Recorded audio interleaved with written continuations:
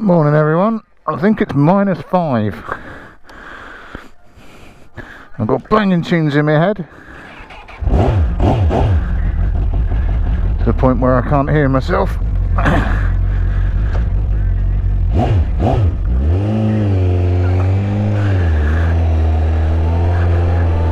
Leaving the Somme. Fucking mess is my road at the moment.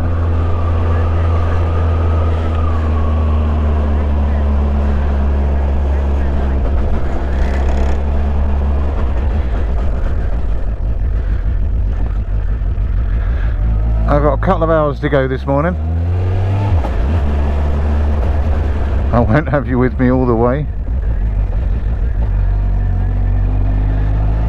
I don't think.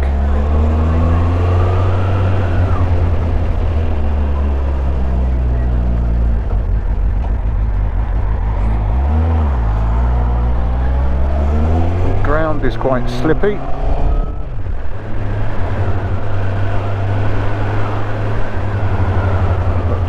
I've got a couple of leaks to sort out. I'm in my super fucking cold jacket, which is huge.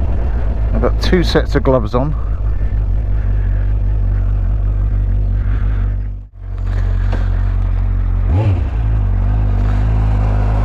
Alright.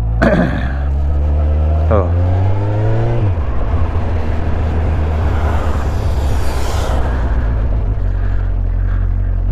Alright, that's sorted.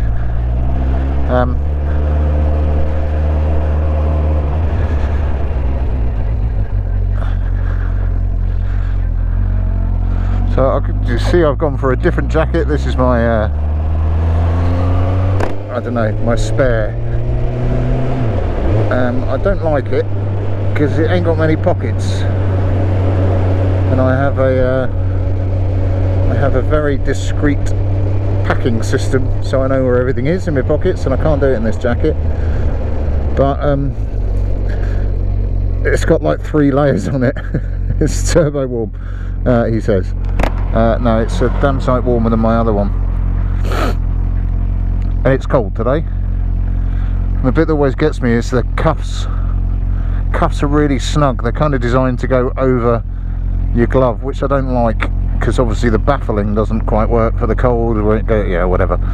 But it is an arse ache to get big puffy gloves tucked inside it.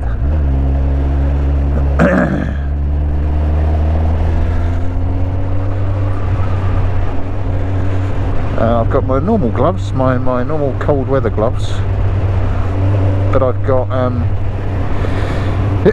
excuse me, I've got inner gloves inside, which are like you know, thin, really thin fabric ones. Sure, Jesus. So I can basically feel very little with my hands, and I can already feel that they're cold.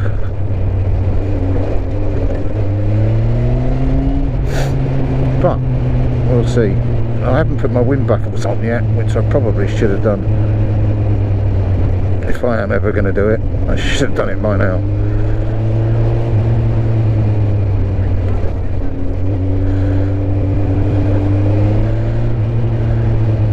I hate this road. Right, speed bumps. My view is, for what it's worth, you should be able to travel the route at the speed limit on a speed bump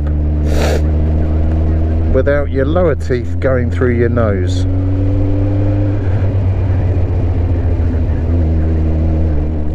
And if you can't do that, you should be able to sue the local council for damaging your vehicle. I don't know if there's any rules over what you can do for speed bumps, or sleeping policemen as they used to be called, but it just seems like a really good way to ruin your car or your vehicle. I might be a little bit oversensitive because I just had to replace the suspension on my family car, and I get that they are that ludicrous title of traffic calming, because the last thing it does is fucking calm anyone down.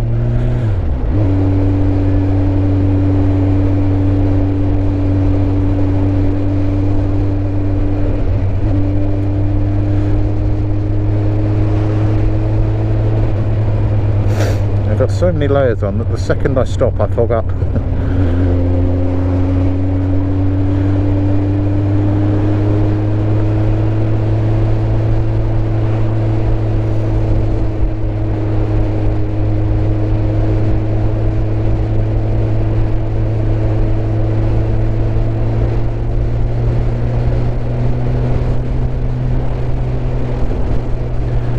My fingertips are chuffing cold. Rest of my hand's fine.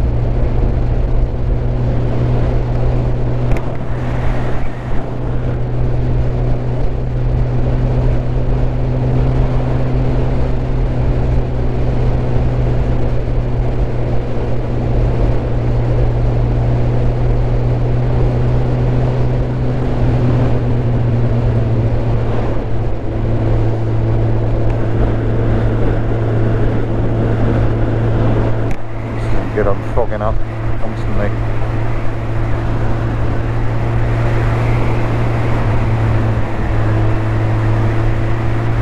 I've got about, what, 4 layers on the inside. So I've got my usual t-shirt and a long sleeve shirt. I've got my my body armour, my motocross body armour that I pretty much always wear nowadays.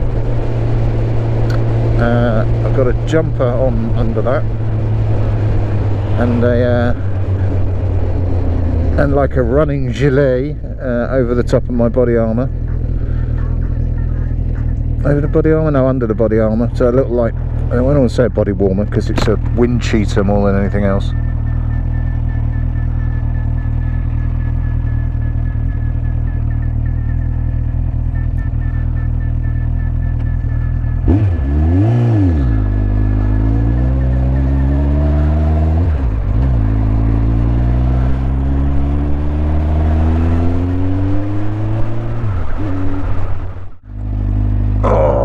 Fingers is just going to be cold, I think.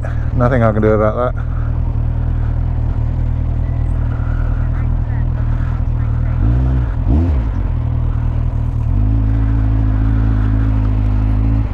I'm coming out whether you like it or not.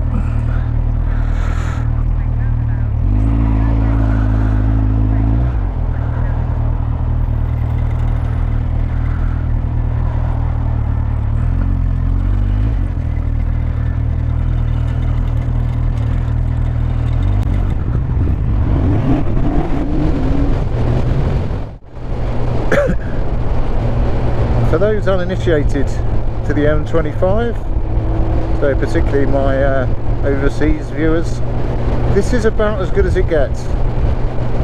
It's moving. It's about as much as you can say. It is moving.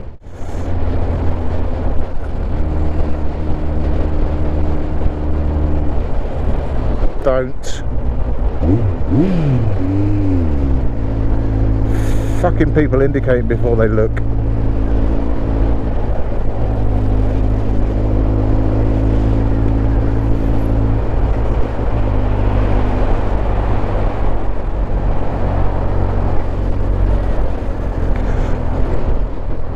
Alright, indicators, or they are indicators, they're not hazards.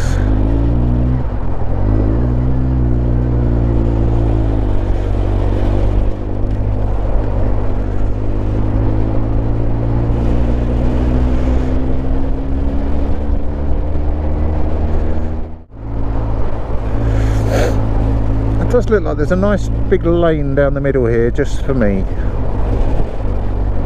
which is nice. Always keep an eye on my mirrors in case there's another bike trying to do the same but quicker.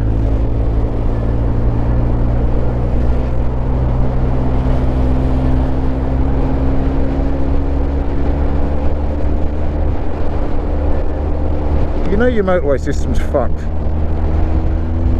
when something that should have a 70-mile-an-hour limit is dropped to 40 to cope with the traffic on it.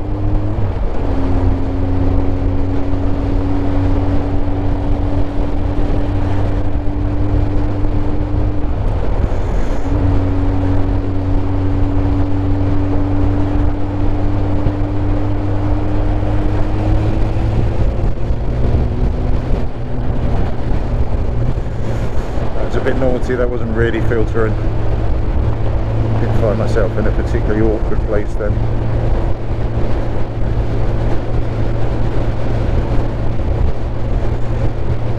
Okay, I'm back and I'm still alive somehow. That was a deeply unpleasant experience. It was a really stupid idea, frankly. Fortunately the roads didn't feel icy. I didn't have any slips and slides. But I was cold to the heart, you know, when you're having a full-on gibber, you're properly shaking.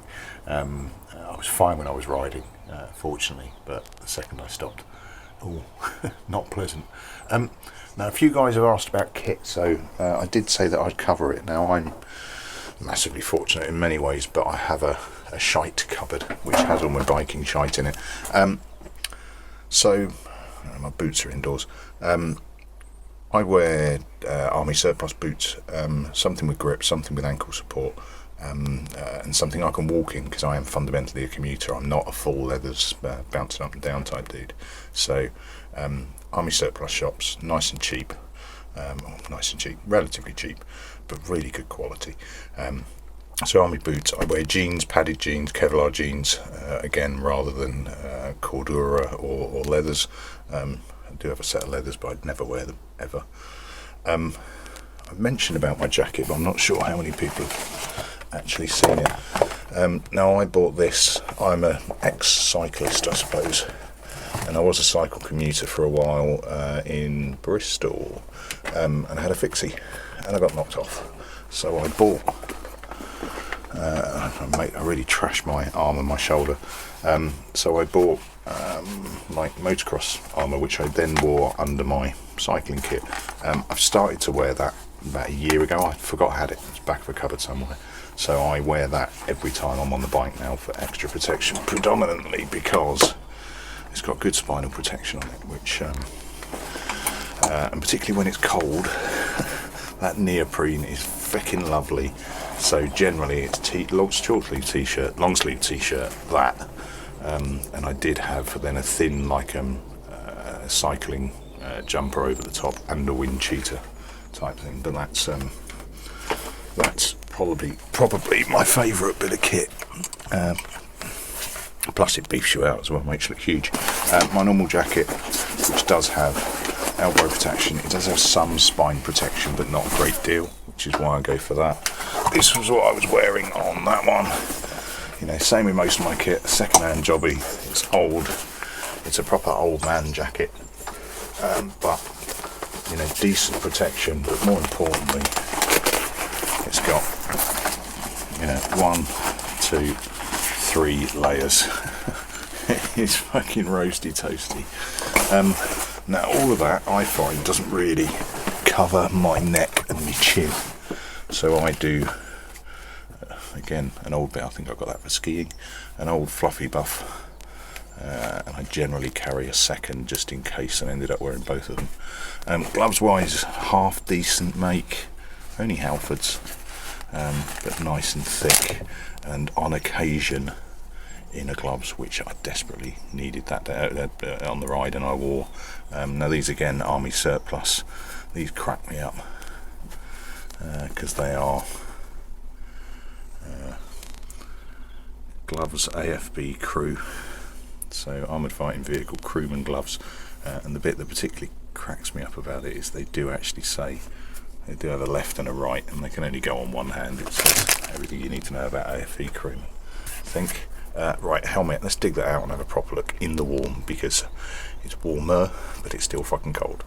Right, and in the relative comfort of my, in the massive comfort of my nice warm front room, let's have a look at my vlog setup. Now, I have a Hero 5 Session, which I've had for years, which the missus bought me for when I used to road bike. Really good, really good quality battery life pump, and actually the limit on the SD card, which I think is 64 meg, only gives you about an hour and a half worth of filming, but you're probably only going to get about 50 minutes worth of battery. But the audio vlog on it is, the audio setup on it is bespoke and expensive. Beauty of that is it's waterproof. Now, to get the mic on it, you need to take the waterproof layer off, so a bit of black tape over the top seems to work fine. I did for a period of time just have it velcroed on, which worked fine, frankly. Easy clip in. Now, oh, I'm trying to do this around you, and we're on. Now, one thing that I discovered on setup, if you're using the proper mic adapter, which plugs into the power port and then out onto a lavalier microphone, which is in the chin piece, obviously. Now, I've got a stereo plug. It took me a while to work that out. A stereo plug, so the audio is stereo. Get your head out of shot, dog. Wait, back. Dipstick. Yes, it's my crash helmet, mate. Gone for the chin mount, and I'll go through why in a second. But the bit that I did discover is the whole one click at the top doesn't work when you've got this plugged in, so you need to turn it on with the button at the bottom. It comes up mic OK, and we're recording. And I like the little red flashing light because it makes it easier for me to see whether or not I'm recording. So yeah, mounted up on the chin. The reason it's on the chin is because it's a flip helmet, and the reason it's a flip helmet is because I wear glasses, so it means I can take my helmet on and off without having to piss around my glasses all the time. So cable goes through, out to the inside, and then it's just a normal, you know, like lavalier microphone in with a dead cat, they call it, on the end, because the wind will just destroy it. It's a modular helmet. It will. They are noisy. Also within here is a shitload of double-sided Velcro, well, single-sided, but stuck to itself, just to keep cable management more than anything else, keep it out of my mouth. I also have a Bluetooth setup in here. This is a very cheap helmet. It doesn't come with one. I need to replace it. You can see all the phones coming off and everything, but it was only a cheap one at the time. I tried to work out how I could get my audio coming from this, but I just couldn't. I very rarely use it for calls or anything, but I do use it for tunes, and it is just simply tagged in, and the power cable for that sticks out the back somewhere. I can't be asked to dig it out. So what? It's a good setup, but battery life is horrendous of that. Now with this plugged in, you can charge it. What I do have is a few of these knocking around that I tend to pick up wherever I can. Little battery charge pieces that you can either bang in your jacket, or I've got a few extra bits of Velcro stuck up here. Just stick them on the side. Now, the helmet can get heavy, it can get lopsided, the weight goes on, so I tend to see if I keep an eye out for, you know, cheapy ones of these flying around. They don't even tend to last that long, so you know, there's no point spending a fortune getting a Fandango one that will charge 18 devices, etc. Because I don't really like them having in my pocket. I don't like a cable going from my jacket to my helmet. So just get something. I can't see that. There we go. And just chuck it on. Am I boring you, dog? Yeah. So, I mean, that's my setup. Other hints and tips from Nat. If you're a glasses wearer, chuck a bit of elastic on your chin pads, because what it does is it pulls it across slightly and gives space for your glasses so you don't break your specs every time. I do need to, well, I've had this helmet years now, I probably need to replace it. It's getting a bit scrabby, but fundamentally, kind of needs a wash too. But fundamentally, I take really good care of my helmet because it takes good care of me, so it doesn't get put on things, it doesn't drop off my bike and onto the floor. I would rather get it dirty putting it on the floor rather than leave it up on the bike and let it drop. So I'm not fussed about the cosmetics. I just want it to work when I need it to work. It has, you know, really, really light scratches on it from anything else from me banging my head wearing it, going in and out the garage, rather than it dropping anywhere. So, you know, it takes care of me. I take care of it. I would love to upgrade, but GoPro is by far the best make, in my humble opinion, and it's chuffing expensive. Really, they really are expensive for what they are. I do also, excuse me, I do also need to look at the glass, because I've recently noticed I've got a small crack. I know where that was. I dropped the fucking unit itself. Small crack. It's outside of the vision field, so it's not too much of a problem. And obviously it's not waterproof because I've got the gate off at the side.